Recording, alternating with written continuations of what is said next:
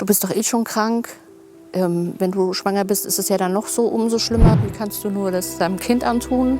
Diese Verurteilung immer wieder. Dein Ernst? Guck dir die mal an, wie die aussieht. Sprüche wie diese erlebte und erlebt Jennifer Fitzner aus Bad Homburg häufig. Sie ist gerade schwanger und mehrgewichtig. Es sind diese Sprüche, die sie verletzen, kränken und auch demotivieren. In einer Zeit, in der etwas so Wundervolles in ihrem Körper passiert und sie sich einfach nur freuen möchte. Ist ja jetzt meine 4. Schwangerschaft mittlerweile. Und ja, da wird man dann halt auch ganz, ganz schnell verurteilt darüber. Ja, man muss sich halt immer, was heißt immer, dauerhaft mittlerweile rechtfertigen. Jennifer ist nebenberuflich Plus-Size-Model und geht vor allem auf ihrem Social-Media-Account sehr offen mit ihrem Körper und ihrer Schwangerschaft um und versucht auch gegen diese Vorurteile anzukämpfen. Denn die können sich sowohl auf die Gesundheit der Schwangeren als auch auf die ihrer Kinder auswirken. Werden schwangere, übergewichtige Frauen häufig mit Vorurteilen belastet, dann ist es durchaus möglich, dass sich ihre psychische Verfassung verschlechtert, was wiederum die Chancen erhöht, dass Komplikationen auftreten. Es ist also ein Teufelskreis zwischen Wut und Hilflosigkeit, den man versuchen muss, unbedingt dem zu entkommen.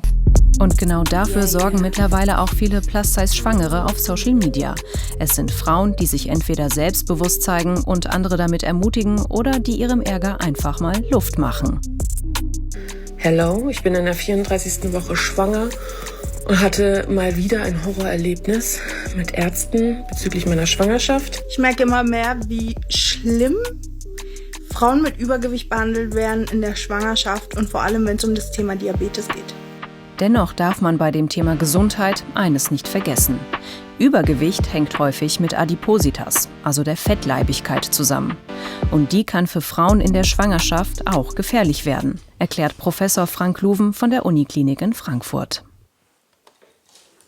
Die Mutter ist insofern betroffen, als die Adipositas, die Fettleibigkeit, einen Zustand chronischer Entzündungen auslöst und man damit schon während der Schwangerschaft durch eine ganze Reihe von Komplikationen beeinträchtigt werden kann. Wenn es dann zur Geburt kommt, hat es auch Einfluss auf den Geburtsverlauf, auf die Geburtsdauer, auf die Schmerzwahrnehmung unter der Geburt, aber eben bei Kaiserschnitt auch mit deutlich höheren Komplikationsraten, was Operationen betrifft, was einen Kaiserschnitt betrifft, Heilungsraten.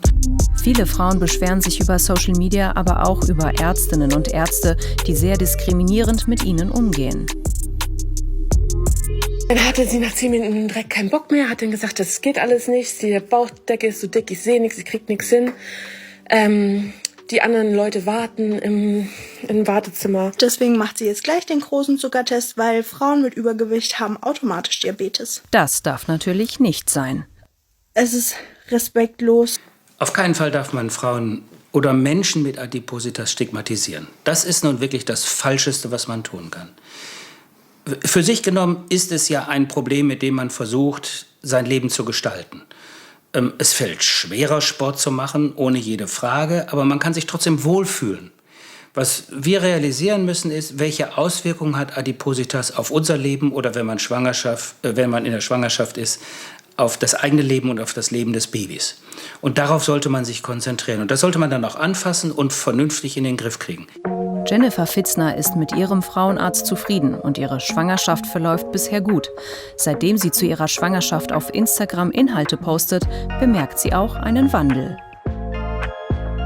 Ich hatte mehr Follower auf einmal und auf einmal haben sich auch mehr Leute dafür interessiert. Und auch auf der Straße hat man dann schon, man hat es ganz bewusster und ganz anders wahrgenommen, wie es noch vor 6, 7 Jahren war. Viele schreiben halt auch, dass sie es interessant finden, dass sie es bewundern. Tatsächlich kommen auch immer wieder irgendwelche Follower-Anfragen rein, dass man da doch so mutig damit umgeht. Ja, aber eine Selbstverständlichkeit ist es trotzdem leider immer noch nicht. Das Wichtigste ist jetzt erstmal, dass Jennifer schon bald ein gesundes Baby zur Welt bringt. Und mit ihrer offenen Art sorgt sie für mehr Aufklärung über Plus-Size-Schwangere.